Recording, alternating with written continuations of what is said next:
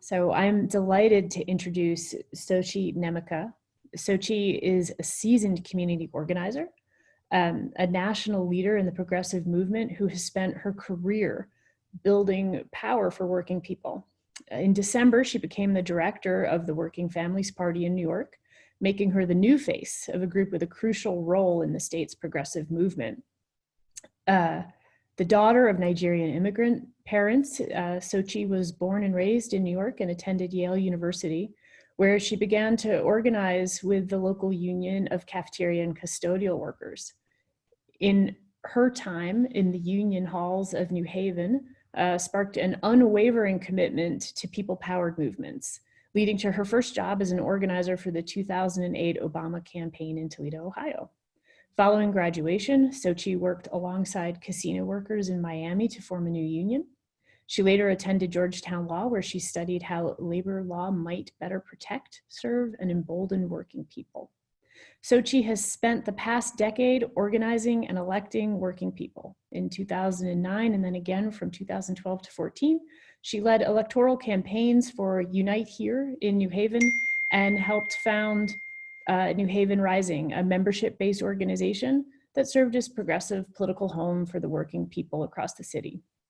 On the heels of a historic city council sweep by community and labor activists in 2011, Sochie helped forge a model of co-governance in which elected officials govern in partnership with organized communities in the city. By organizing both the Unite Here and New Haven Rising, and with the strong backing of the city council, Sochie brokered the first in the nation community benefits agreement between a charter school company and municipality, leading to hundreds of union jobs, mandated employment requirements for women and people of color, and prohibition of exclusive administrative practices. While in Connecticut, Sochie integrated community organizing techniques in successful electoral campaigns on the federal, state, and local level. From Senator Chris Murphy's 2012 campaign to Tony Harp's triumphant race to become the first Black female mayor of New Haven.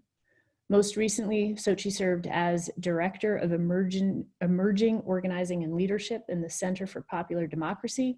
At CPD, Sochie launched and supported new grassroots people's organizations, including Black leaders organizing for communities in Milwaukee, and Detroit Action in Michigan. From Louisiana to Pennsylvania to Brooklyn, she mentored and coached new leaders, in particular young people, women, and people of color, as they cultivated memberships, built power, and transformed their communities. You are extraordinary, and we are really delighted to have you with us today. Wow, thank you so much for the introduction, Erin. Thank you to all of you in the Nation community for warmly hosting me today. I want to thank Katrina Vanden Heuvel in her absence and Peter Rothberg, and all of you for bringing us into this conversation today. And so to introduce myself, as Erin so nicely did, I'm Sochie Nnaemeka, recently, or almost recently, the new director of the state New York Working Families Party here. And I'm really glad to have this opportunity to talk about how the left can win in the midst of a historic pandemic, with unemployment rates soaring, as billionaires pile up more wealth and our very democracy is under attack, and what role organizations on the left, like the Working Families Party, must play. As folks know, the Nation was a critical part of the coalition that brought the party into existence and that has sustained it for over the past 22 years. And as longtime supporters of the party, you may have had a sense that the WFP has been undergoing many changes in the last couple of years, both nationally and here in New York. So I do want to take the time to introduce myself, even though Erin did an amazing job, to all of you, so you have a sense of who I am, where I'm coming from, and what I'm bringing to the WFP in this phase. And then I hope to talk a little bit about our landscape, the opportunity that we have in New York, and why I'm firmly convinced that the WFP is a proper vehicle to fully capture the possibilities of this moment. So as Erin said, I am a New Yorker born to Nigerian parents who, despite having lived in this country now longer than they lived in Nigeria do not consider this country their home, nor do they feel at home in this country. And for me, living in that dual identity as immigrant outsider, yet native born, and searching for community, that is what first drew me into organizing. I attended a predominantly white and elite university operated by a majority Black service workforce in a city ravaged by racial disparity. I once again then found myself in this inside-outside dynamic, unsure where I fully belonged. And it was through being invited into community meetings by Black women who worked in our dining halls by day and led their unions, led their school boards, led their churches by night, that I discovered that I felt most at home in solidarity-based struggle. Whether it's organizing through difference towards a shared goal, sitting side by side in union halls or church basements, knocking on doors throughout New Haven and then throughout the country, asking people about their hopes and their dreams and our plans to get there. That's how I discovered who I am and who I want to be in this country. So from Connecticut to Ohio, to organizing my coworkers as a casino cocktail waitress in the belly of the beast of South Florida, I've cut my teeth fighting the boss and lining up on the side of working people across all lines of difference. And so this brings me to my role this moment at the party, where I'm marrying those two drivers again, building political and community home and being in a boss fight in a state that is run by the most powerful governor, possibly since Nelson Rockefeller. We know that we're in deep crisis in this moment. And over the past 2 decades, the WFP has learned that we must build and fight for the most bold demands for working people in the electoral sphere if we want to make real and lasting change. We've also seen in the past handful of years, progressive insurgents scoring really impressive victories. And some of those victories were a clear reaction to Trump, right? Both the passions that he ignited and the frustrations that we all felt towards the establishment Democratic Party that employed strategies that failed to beat him. And some of these victories and the new energy are also a result of the possibility and the inspiration of candidates like AOC here in New York, like Rashida Tlaib, Ilhan Omar, and more locally progressive champions like Jessica Ramos, Tiffany Caban, Alessandra Biaggi, who had the courage to run against the Democratic machine. And so I came into this role at the party in late 2019, ready to continue that momentum with a host of exciting primaries at the state and federal level here in New York. And then COVID hit New York. And as New York faced a massive public health crisis, Black Lives Matter protests exploded on the streets. COVID and the uprisings had a deeply clarifying effect for voters. Our healthcare system was failing us. 2 million New Yorkers lost their jobs. Food lines were wrapped around city blocks. And the response from our Democratic leaders on the city, the state, and the federal level was woefully inadequate. Meanwhile, the NYPD was responding to our rightful anger over racist police brutality by driving cars into crowds. And the mayor defended the officers rather than sharing our outrage. At the same time, the wealthy were growing richer during a pandemic that had destroyed millions of people's lives, and the governor was demanding we protect their wealth instead of protecting working people. So COVID caught everyone by surprise. And it's not that we at the party were expecting it, but we were prepared to make sense of it. The Working Families Party and our candidates had been talking about and living through the crises of growing income inequality, a broken healthcare system, rampant police brutality, and systemic racism for decades. We already have a framework around crisis. We have an ideological stance that only became more clearly applicable in this moment. Yes, like everyone, we were deeply thrown off and emotionally gutted by the way COVID devastated our communities, our families, our homes. And for the party in the middle of election season, it also interrupted our tried and true methods of organizing and campaigning, knocking on doors, talking to people face to face. But those are operational challenges. We were not thrown off by how to make sense of what was going on. And our candidates were able to speak about the crisis and the scale of the solutions it demanded, both accurately and honestly. Jamal Bowman, who's my congressman-elect here, where I live, a public school principal in the Bronx, had been talking both about income inequality and racist policing and how it affected his student and his families and himself in the Bronx for years. Mondaire Jones, who grew up in Section 8 housing and on food stamps, knew firsthand what it felt like to grow up in a family that couldn't always make rent or afford to put food on the table. No one needed to translate for Jamal or Mondaire when they were speaking to voters. They understood the crises because they've been living through them and fighting to avert them since long before COVID or BLM uprisings brought them onto the front page. So what is the role of the Working Families Party and the organized left? We want and we deserve a party in which our values are not disconnected from our plan to win. For so many in the Democratic Party, a platform of supporting working people and championing racial equality and universal health care is entirely disconnected from a path to win. Their path to win that relies upon corporate donations, tailoring campaign messaging to appeal to moderates, and protecting white wealthy supporters' private interests. And it is no coincidence that in governing, their agenda is then corrupted by the influence of those who helped them get into power. We strive mightily at the party to allow no daylight between our values and our plan to win. Right, those two things must be one and the same. So let's talk about New York State, both how the WFP shifted the state from Republicans versus Democrats to corporate Democrats versus working people, and where we go from here. Since 1998, the WFP has been primarying corporate Democrats and electing progressives for both open and taken seats.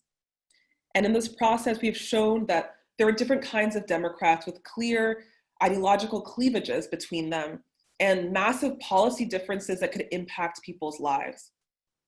And we successfully flipped the state Senate, delivering a blue trifecta in Albany for the first time in 2018. But our work is hardly done. We know that private capital is smart and it's going to keep on investing. And so in New York, those sectors of capital whose profits are significantly based on the laws that New York State makes, like, for example, the real estate industry, invest heavily in cultivating people in the Democratic Party who will advance their interests or block those who stand in opposition. And so our work continues, creating political strategy to unseat corporate Democrats to elect working people and strengthen working people's political power. And we have a couple of ways that we go about doing this. And I think this is also about how we win in November and beyond. So first, we run races that galvanize crucial forces from nurses to teachers to young people, Black, brown, and immigrant communities who have all been marginalized or taken for granted by the two-party system. By running an organization year-round, we're able to build institutional knowledge, we recruit aggressively, we launch campaigns early, we run slates of candidates together, and we win all sorts of elections that otherwise would be impossible. Second, we win elections that shift the balance of power in the state. So we threw out the IDC, a group of turncoat Democrats that voted with Republicans in Albany, and replace them with a new cohort of unapologetically progressive leaders like Jessica Ramos, Rachel May, Zalnor Myrie. This year, we're now supporting red to blue seats like Samra Brook and Jeremy Cooney in the Rochester area, who are not simply adding to the Democratic majority, but they're entering the legislature as working families Democrats.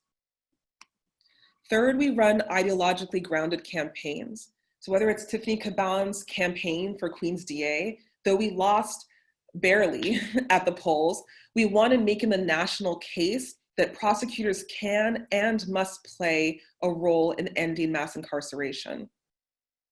Before that, in 2015, Assemblywoman Diana Richardson won running only on the WFP line as the first candidate in New York to run on the pledge to reject all real estate money.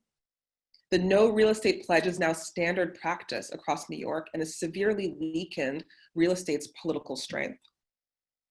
Fourth, we are investing in deep values-based and strategic alignment among elected officials who want to be part of this movement.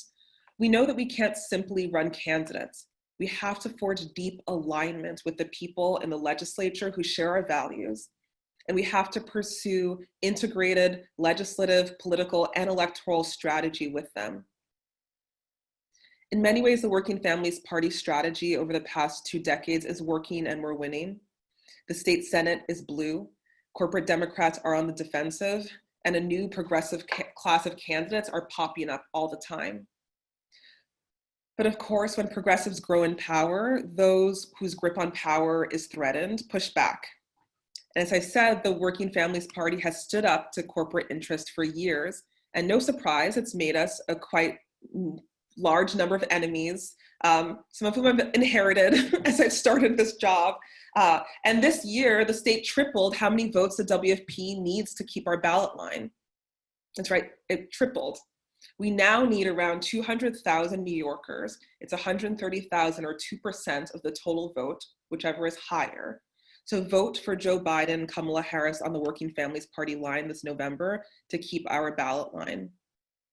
At a time when we could and should be investing all of our time and money and energy and resources into candidates so that they can deliver for working people, the WFP is spending time and energy defending our very institution. As I hope I've made clear in these remarks, the WFP plays a crucial role in building progressive power across New York. And so we need to save that as a vehicle, an independent, multiracial, progressive vehicle in New York. And we need to do that by having hundreds of thousands of New Yorkers voting on the WFP line. And so my ask then, if you live in New York, we need you to vote for Biden and Kamala Harris on the Working Families line and ensure that we have an independent and progressive voice in New York.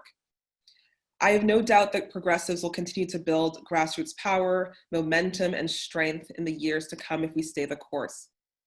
We know that if we double down on transformational and structural change and reject incremental adjustments, if we keep running bold progressive champions and not status quo Democrats, if we run campaigns with a plan that's deeply aligned with our values, and if we fight tirelessly for organizations on the left like ours, the Working Families Party, who are building the coalition to back these candidates and to forge real political home for working people every day.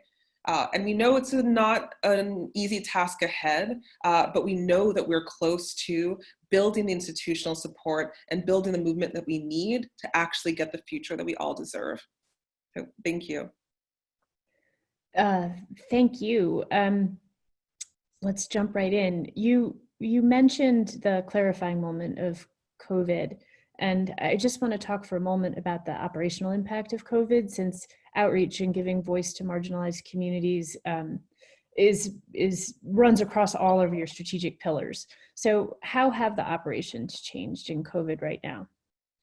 Well, so the heart of a grassroots operation is usually you knock every door. You want the candidate to see voters, and you want to ensure that you are not skipping over anyone or have some algorithm that leaves people behind. And so we had to shift into the digital space. That it means calling and texting. That means Facebook and social media engagement. That means investing more in mail, even as the mail was slowed down a bunch during the pandemic. And that means ensuring that you can get to people outside of the digital divide, right? Outside of folks who are not connected online, through relational organizing, through folks working through their list and reaching out to people beyond those who are in the voter file or on our phone list. So for us, we spend a lot of time training our candidates on getting onto Zoom and doing, house meetings on Zoom, calling people quite regularly, calling voters, refreshing and cleaning up our data, right?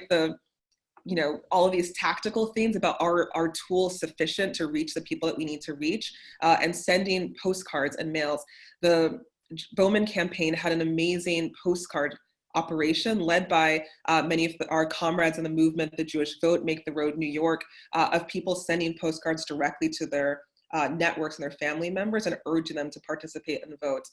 And as the world started opening up, we did, start knocking on doors. The protests really pierced open the months of quarantine that New Yorkers were living in, and those became spaces of organizing and candidates showing up on the front lines, whether it's striking with nurses against inadequate PPE or whether that's standing with BLM protesters. We needed to be present in the digital space and present where people were gathering every day. Thank you. Andrew Cuomo has been a longtime antagonist of the Working Families Party. How would you assess his handling of COVID? And do you think he can be pushed to enact progressive reforms that the Working Families Party typically fights for?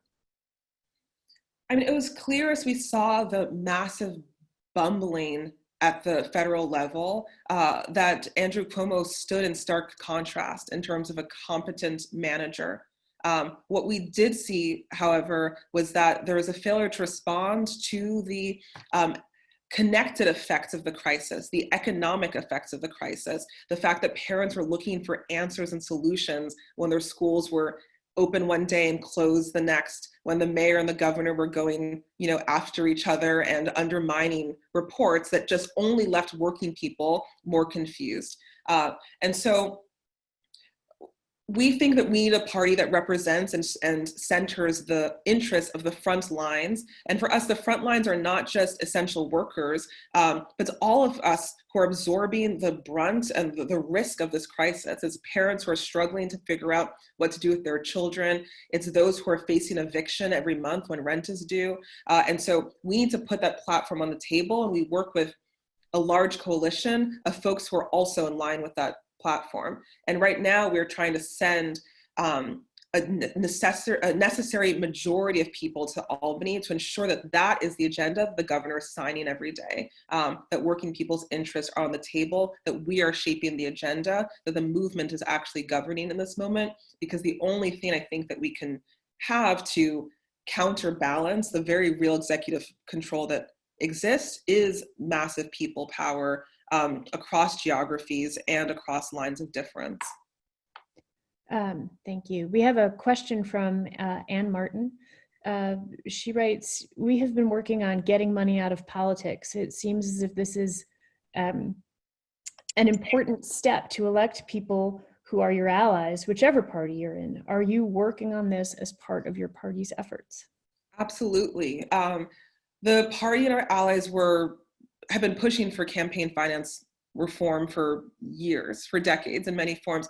Last year, we made some progress and actually lowered some of the spending limits for state races and implemented a public financing scheme that's not to start for another 4 years now, but that lays the foundation to getting money out of politics, or at least getting more small dollars into politics and limiting the effects of large corporate PACs and large donors.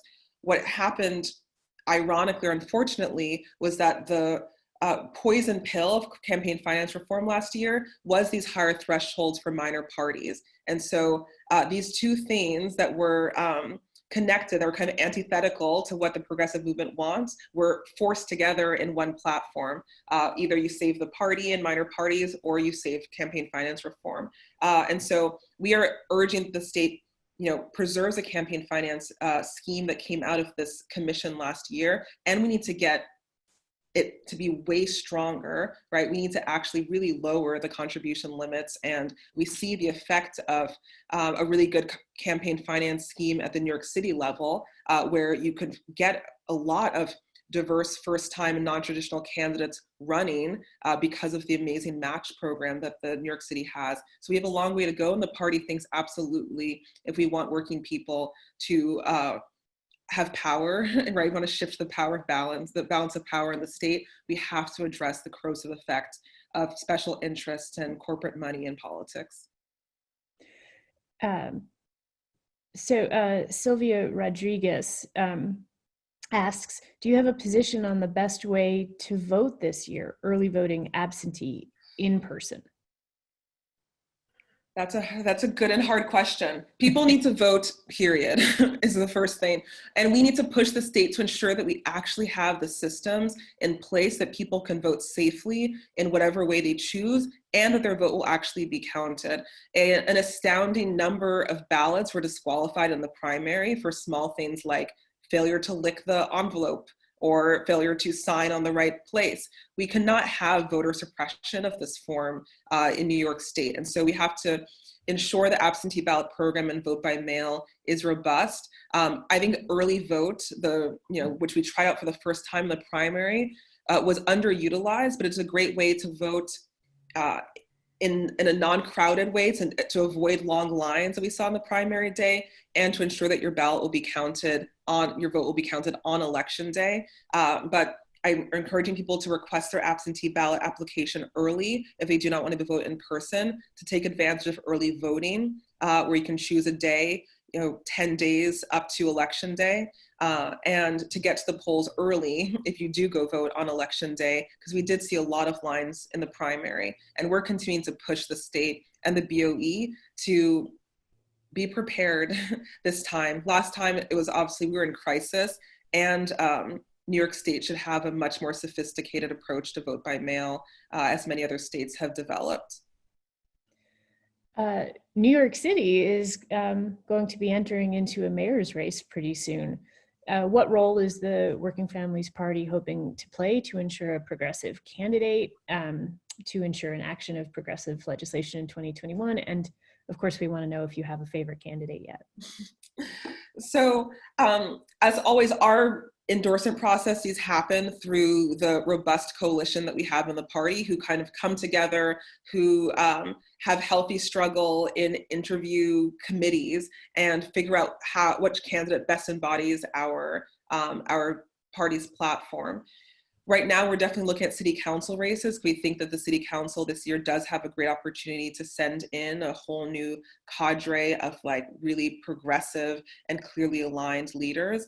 And we are in deep crisis in New York City, and we need a mayoral candidate who's firmly and boldly progressive, who can manage expertly, who will address the housing crisis and the affordability crisis in our city, ensure that our public hospitals are well and fully funded, and figure out a real answer to our both segregation crisis in New York City and the fact that our schools have massive disparities between them. It's a huge job ahead, and we think it's our moral mandate to ensure that we are looking at the field and having real conversations with candidates and with our leaders about what this moment is for New York City and who best rises to the occasion. So that will be through some candidate forums. That will be through lots of conversations we've already had with various stakeholders, and really seeing which candidate has the sharpest and clearest platform, not only on the policies, but also on the how you govern, who you bring with you, what does your team look like. We cannot have Wall Street honchos leading a housing justice plan, right? Those two things are disconnected in our minds, and it undermines the values that we are trying to push forward of housing for all of us. So we're taking it very seriously on all fronts, and I don't have a favorite in the race right now. We think it's a tremendous opportunity to have new and fresh leadership, and so we're exploring all candidates at this moment. I just want to take one moment. If anybody's looking for closed captioning, you've probably noticed that you can't find it. We've been working madly behind the scenes, and we're having trouble making it work. So there will be a transcript of this conversation, and we really apologize. And more questions. So you're responsible for Working Families Party in New York State. That's correct. How many other states is the Working Families Party active in? And is there a campaign to organize nationwide?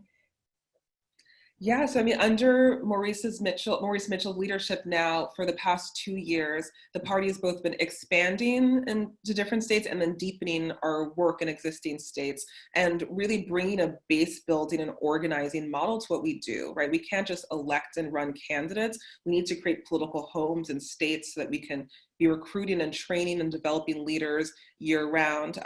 So we have parties now in Rhode Island and Connecticut and New Jersey and Maryland and Pennsylvania and DC. Their whole New Southwest work that is happening just earlier this year. New Mexico had an amazing slate of kind of anti-corporate Democrats that took over the state legislature running together. There's a Texas Working Families Party that elected a fantastic decarceral DA candidate. So and California now is exploring a WFP. So we're seeing it pop up in many different states, and really working with the community first and progressive candidate pipeline and training opportunity, where we can run ideologically coherent campaigns and ensure it's not just about whose name is on the ballot, but what are the ideas and who's the movement behind them. And so we try to do coordinated work across the state, across the country. New York being the oldest one, we share models. There's a lot to learn from and a lot to rework. And we are trying to build a really strong national movement that's grounded in a multiracial solidarity, that's grounded in independent progressive power. And every year we're kind of getting stronger at that. Sure. And maybe this would be a good moment to talk a little bit about how the Working Families Party has avoided a traditional problem of third parties by being a spoiler. Maybe you could better explain the fusion voting tactic that you employ and any challenges that you're experiencing in expanding nationally. Yeah, well, so across the country, the party exists in different forms, but in New York State, a state that allows fusion voting, which I think is a real democratic opportunity, right? A real space for voter choice. Voters can choose a candidate who appears on multiple lines and vote on them on the line that best represents their values. So this year, for example, even though Joe Biden and Kamala Harris were not our first pick, we have a duty to defeat Trump, and we have an opportunity to do so while voting our values and taking collective action with hundreds of thousands of other progressive New Yorkers who are saying we reject austerity politics, we need healthcare for everyone. And so by voting for Joe Biden and Kamala Harris on the Working Families Party line, the number of votes that they get on that line fuses with the number of votes that they get on the Democratic Party line. So they have the additive effect, ensuring that they get the requisite number of votes to beat their opponent, while also allowing voters to have choice, which in a two-party system we rarely have. And so we think the voting your values and the expansion and strengthening of fusion laws is a really important tool in our democracy. Can you tell us a little bit about how the Working Families Party might be working with Black Lives Matter, if at all, and what do you think is the best way to translate the actions in the street into victories on election day? Absolutely. So I think one thing that's the most direct connection is that Maurice Mitchell, who's the national director of the Working Families Party, was also a founding leader of Movement for Black Lives and is a continuing and lead strategist in that. And we see ourselves, we try to shape and fashion the party as a real electoral home for the movement. And that means that the candidates that we run and the platforms that we have to be in deep concert and conversation with movement demands. Our candidates understand and come from movement, right? Jamal Bowman, as I said, has been talking about issues of police brutality for years. Cori Bush in Missouri and Janice Lewis in Washington, D.C., we have across the country movement leaders who are stepping into governance, and the party plays a key role in bridging that, the movement side and the electoral politics side. We think it's important that the party finds a way to kind of capture the energy that's coming from the streets, the clear moral mandates, right, for divesting from harmful policing and investing in what we know actually lets our communities thrive. Like, that is not just a moral outside cry, like that is the foundation of a governing platform. Budgets are moral documents. Our leaders should be able to translate the urgencies and the needs that our communities have into a governing plan, into how resources are allocated. And the party thinks, we have to play an essential role in connecting and translating and holding people accountable in the governance and budgeting phase. In New York City, we saw earlier this year, right, the city council and the mayor were really challenged to cut the police budget by a substantial amount and then to redirect those funds into essential services. They answered the call of the movement in that they felt the pressure and they got to the numerical goal, but it was a game of musical chairs. And we saw that, cops in schools were moved from the NYPD budget to the DOE. There's a lot more work to do to build the power necessary for municipalities and leaders to understand that the demands and the movement are very real, and they have institutional and electoral strength behind them. The last thing I'll say is that the WFP and the Movement for Black Lives this year, I think just in June, launched something called the Justice Fund, which is to support, train, and invest in candidates that are really running on a BLM platform, really running on an decarceration, abolition, invest, divest framework. And next year, as we have a host of local elections across the country, the Justice Fund hopes to invest in and cultivate a whole crew of leaders across the country who have a really clear focus about their role in leading and drafting moral budgets that actually allow our communities to thrive.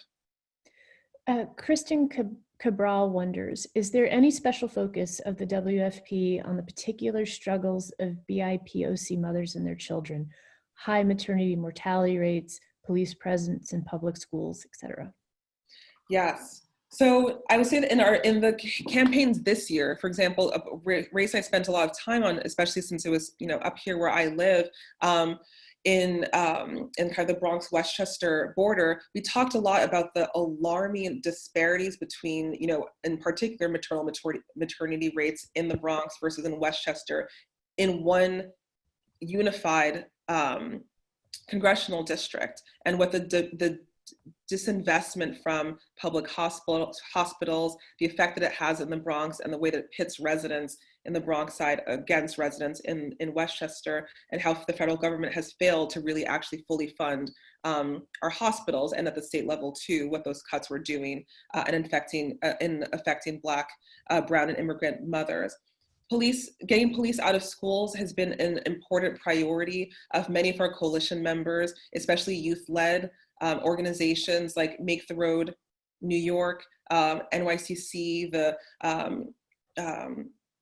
Urban Justice Collaborative, right, have really been pushing, an Urban Youth Collaborative has been pushing for folks to recognize the alarming rates of suspensions for Black and brown students and how that feeds then into the school to prison pipeline. And so the role of police in schools has been an important political question, and something that we talk to our candidates about as they're running. How are we actually divesting from police presence in situations where they don't belong, whether it's mental health, domestic violence situations, homelessness, and our education system. We need to figure out how to invest in real resources that don't further mass incarceration. You have mentioned names of a few candidates. I wonder, when you look nationally, who are some of the most exciting candidates in November? Who do you think progressives should really be rallying around? And who can we help at this late hour where it might make a difference? Absolutely. I mean, I'll say a couple in New York, and then I'll go elsewhere. So up north, right, we're seeing there's a massive Rochester uprisings right now in response to police brutality, in response to, in recent times, the Daniel Prude case. And we have a whole slate of state Senate candidates who are running to flip seats that were held by Republicans who were retiring into blue seats. And that's Samara Brook, who I mentioned, who's a parent activist and a leader in the Rochester area, who's running there. Jeremy Cooney, Dana Balter, who's running a congressional race against John Katko up in the Syracuse region in Congressional District 24, will bring a needed, pro-environment, pro-worker voice to our to join into our New York delegation. So I think we're putting a lot of support and effort into helping her out. We have a really unprecedented opportunity to have the New York delegation be, beyond the most progressive delegation in the country and really set a course forward. In Texas, right, Candace Valenzuela, I botched her name, who's running there. We need to get to a Senate majority across the country so that we can actually lead and push forward on the massive kind of climate change response, healthcare needs that we have.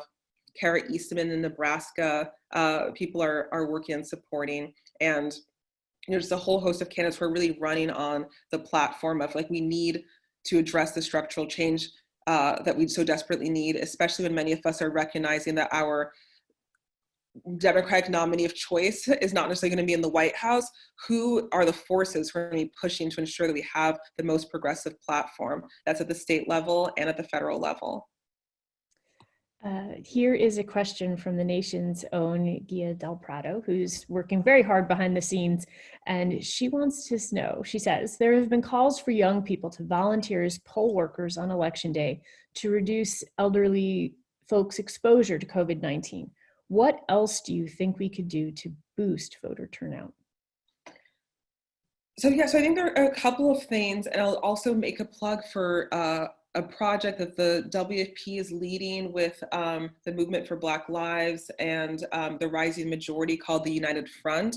And it is a voter protection and a voter mobilization effort that both knows that we need to mobilize key constituencies in key states, Pennsylvania, Wisconsin, voters that were taken for granted by the Democratic Party in the past election, voters who need to be convinced and clear about the plans that we have in the next 4 years to massively change outcomes and to massively redistribute power, and voters that need to feel as though the urgencies that they have on their everyday level are actually being connected to the agenda come 2021. And so through a lot of texting, we have like a Black text team, right, of Black texters talking to Black voters about the urgency, the necessity of our politics, and bringing them into the party as a political home. Through digital ads, or really targeting set constituencies, through deep organizing in Wisconsin and in Pennsylvania to ensure that the voters who stayed out of the election last time because they did not feel spoken to by the Democratic Party see now this is our opportunity to throw in and throw down together. And then doing a lot of voter protection work. We're recruiting thousands of election protection leaders to do everything from being poll workers to tracking ballots to contesting with the BOEs after election day to ensure that the largest number of ballots are actually counted and not disqualified. So we think it's our role really to do mobilization, voter education, voter protection this year, when so much is at stake, when the president is hinting at all sorts of ways to subvert democratic choice this year. We have to build the base and build the plan to ensure that nothing is left to chance. Grace is wondering, I guess, on the structure of how the vote is going to go on election night. Can we extend the time for our votes to be counted after election day and hold off any announcements as results come in until the final vote is counted? Is there a move to change how the process normally goes on election night?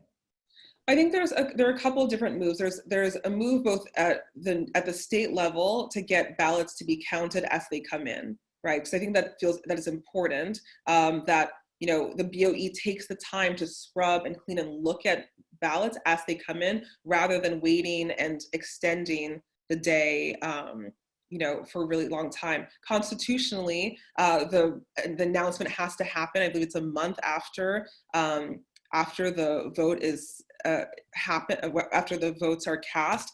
And so I don't think we can extend it past that moment, but we want the BOEs to get clear and strong and figure out the state level, how do we actually let the BOE officers and workers do their work earlier to ensure that we're not dragging the process on, to ensure that we're not have a situation like we did in the primary where we didn't know many results until after 4th of July. I mean, we're still counting ballots at the end of July. And luckily, many of those were primary races where the kind of the ideological divide and the friction urgency maybe was not as deep. This year, this November, an election in which life or death is really on the line, we need to ensure that we have our systems in place and that our BOEs are properly staffed up and well equipped to do the job. Is the WFP doing any kind of scenario planning for what might happen if Trump loses, but doesn't lose office, or whatever those worst case scenarios might be?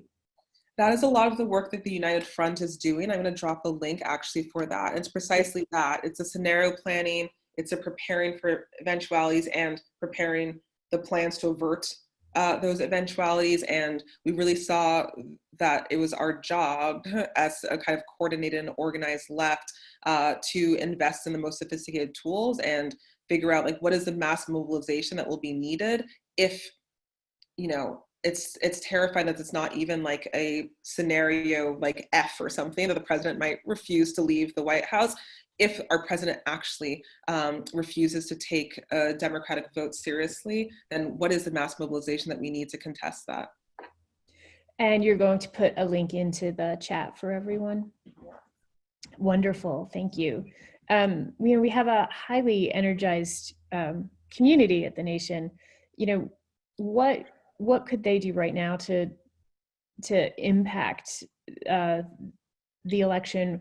Are there any specific advocacy groups that you see as doing a really good job? Is there, you're about to share a link, but is there a way they can reach out directly to you? What are their options for direct action? So people should definitely check out the Working Families Party website and see what's happening at the national level. Plug into important work that's happening in Pennsylvania and in Wisconsin, for example, to really mobilize and to turn out working class, Black, Brown, immigrant communities, and have them see our movement as a movement that is going to ensure that we change outcomes in the next 4 years.